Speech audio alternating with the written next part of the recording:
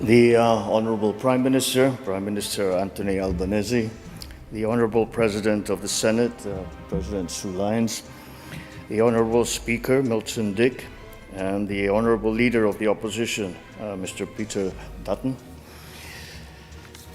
Honorable Senators, Members of Parliament. Allow me to also greet the 48 honorable members of the Philippines-Australia Parliamentary Group that are present with us here today. Ladies and gentlemen, good morning. Allow me to begin, Mr. Speaker, by acknowledging the Ngunawal people, the traditional custodians of the land on which we meet today, and to pay my respects to their elders, past and present. I also extend my respect to the Aboriginal and Torres Strait Islander peoples that are with us here today. The First Lady and I are delighted to be in Canberra. We are grateful to Governor General David Hurley for his invitation to us as guests of government. As President of a proud and free country, few other honors surpass this opportunity to address one of democracy's most august institutions, the Parliament of Australia. The long-standing friendship between our two great nations transcends the 78 years of our formal diplomatic relations. It is anchored on deep bonds of mutual respect and fond affection, which find concrete expression today in the rich contributions of more than 400,000 Filipinos to Australia, comprising the fifth largest migrant community in your country today. These bonds trace their roots as far back as the 1860s, when Filipino pearl divers, known to you then as the Manila Men, found their way to your shores as early purveyors of globalization. These Manila Men contributed to the Australian economy, they enriched Australian life, and most importantly, they sparked meaningful connections that have endured through generations. When our two nations faced common danger in 1942, Filipino soldiers fought valiantly in Bataan and Corregidor. They faced the impossible task of holding back the enemy's advance, and yet we did. These efforts helped keep Australia safe, and in return, a grateful Australian people provided temporary refuge for the wartime Filipino leadership. And at the most crucial moment, Australian airmen, sailors, and soldiers fought side by side with Filipinos as we, together with our allies, turned the tide of war. Just as Filipinos lost lives to keep Australians safe at the onset of war, so did Australians offer their lives to restore freedom in the Philippines at the dawn of peace. As allies, we engaged actively in shaping the free world's vision for the post-war order. We worked to ensure that the new peace would respect the rights of all nations. As founding members of the United Nations, we turned that vision into reality. From the very beginning, we knew that our interests were intertwined. The security of Australia is bound with the security of the Philippines. When my father accompanied Prime Minister Whitlam on a sentimental tour of Bataan and Corregidor in 1974, they reaffirmed that core principle.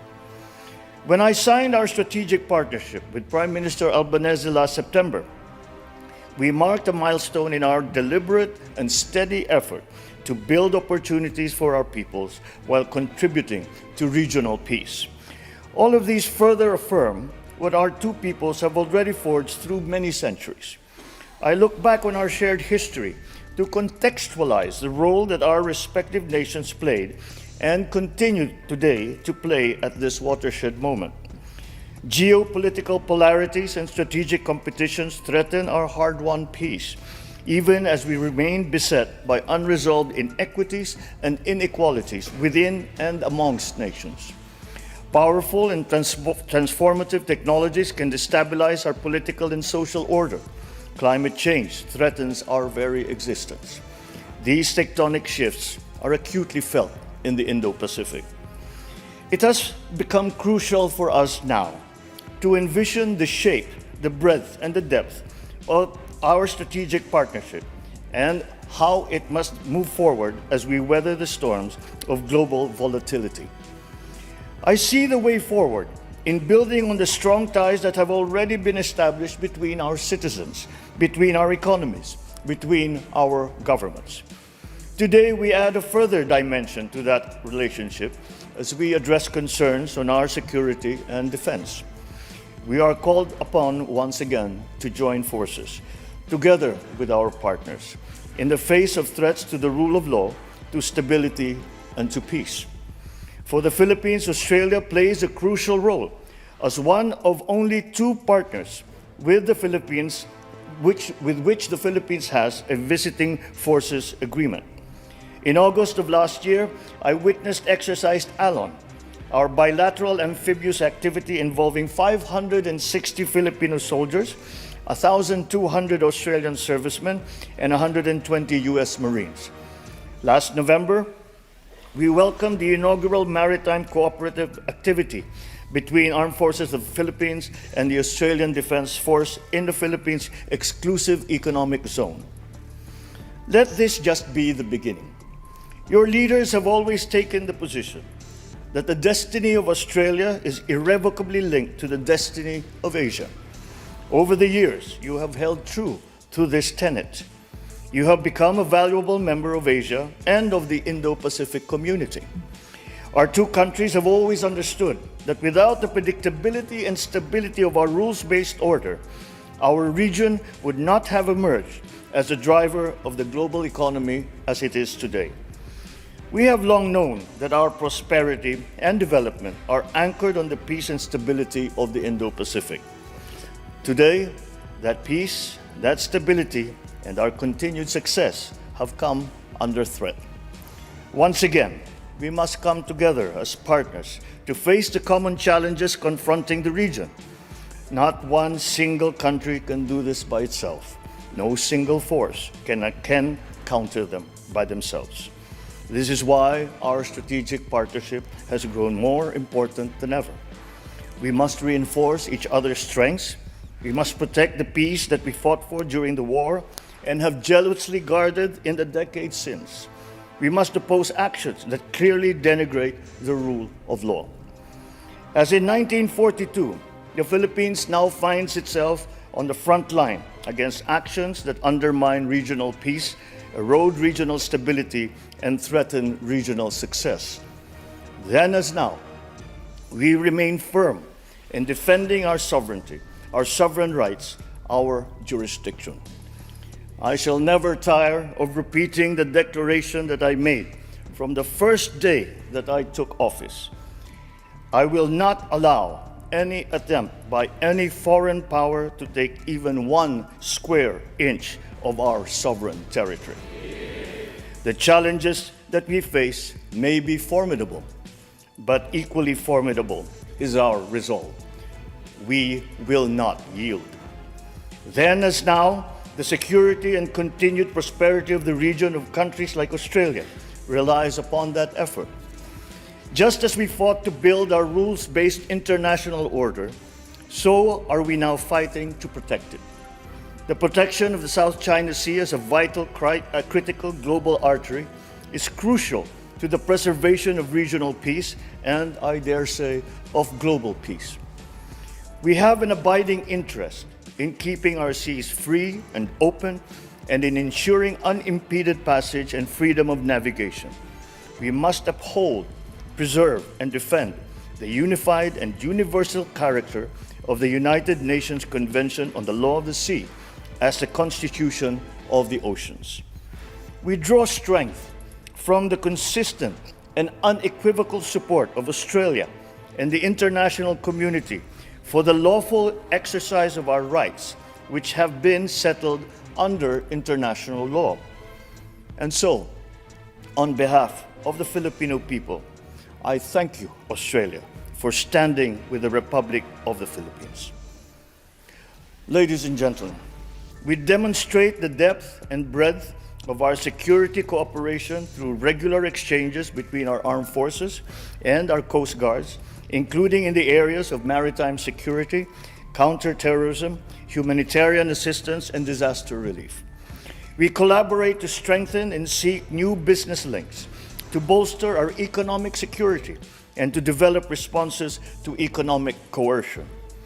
We work together to promote and enhance the flow of environmentally sustainable investment and to explore cooperation on mineral resources development and climate and energy transition, amongst others. Indeed, we have made good progress since we signed our strategic partnership last year. Ultimately, our partnership finds its anchor in our common commitment to ensuring that this region keeps to the path of peace, builds resilience, remains focused on delivering dividends to our citizens and our communities. Beyond our bilateral horizon, we project the commitment in our continued adherence to ASEAN centrality, which we will have the opportunity to reaffirm at the special summit between ASEAN and Australia in Melbourne next week. Beyond the region, we project this commitment too in our partnership and active leadership on the international stage. We collaborate closely with Australia to strengthen international security and universal adherence to international humanitarian law. I salute Prime Minister Albanese's personal commitment to our vision of a world free of nuclear weapons. It is a commitment that is shared by all peoples of Southeast Asia, with those of Australia and the Pacific Island states. Through the treaties of Bangkok and Rarotonga, our two regions serve as pockets of freedom from these destructive weapons. Within the ambit of the ASEAN Regional Forum and the Nuclear Non-Proliferation Treaty, our two countries are champions of nuclear disarmament and advocates for nuclear risk reduction. In the context of emerging technologies such as autonomous weapon systems and of new frontiers such as outer space and cyberspace, there is much room for our two countries to work together. Our collaboration in the United Nations demonstrates the need to continue to build bridges and to forge consensus towards decisive multilateral solutions. We cannot allow geopolitics to paralyze global governance. Now more than ever, we need multilateralism to work. This is particularly important given the scope of global cooperation needed to address our most pressing vulnerability, one that threatens the very survival of our peoples, one that threatens our very future. I speak, of course, of climate change. My country accepts its part in our collective responsibility.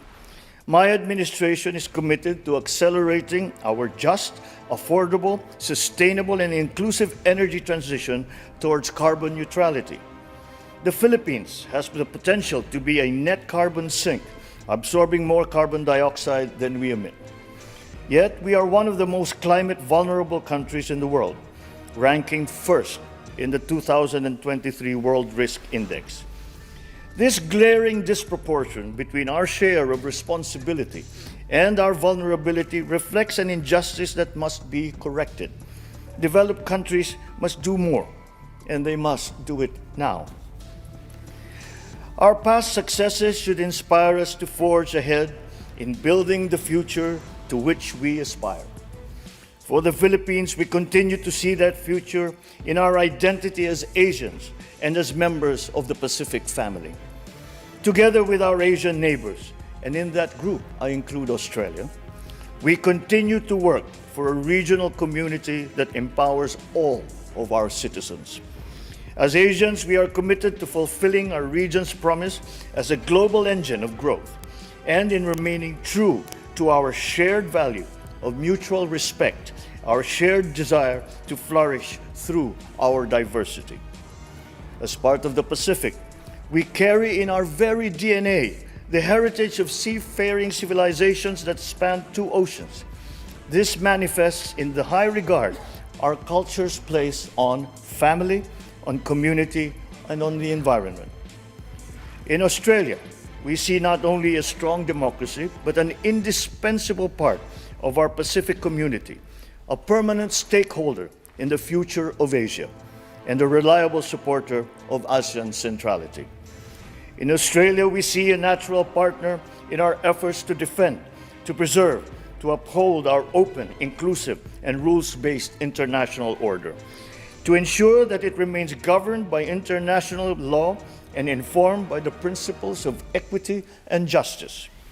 In Australia, we see a lifelong friend with whom we have endured joint sacrifices, reveled in our shared victories, and now pursue common aspirations. All this inspires confidence in the future of our strategic partnership. This confidence is shared not only by our two governments, but also by our two peoples. We see this in the face of the almost 35,000 Filipino students who choose Australian schools to pursue their respective endeavors, the fifth largest foreign student population in Australia. We see this too in the nearly 30,000 Australians who work and live with us and have chosen to call the Philippines their home. We see this more importantly in the spirit of bayanihan and mateship that defines our relationship.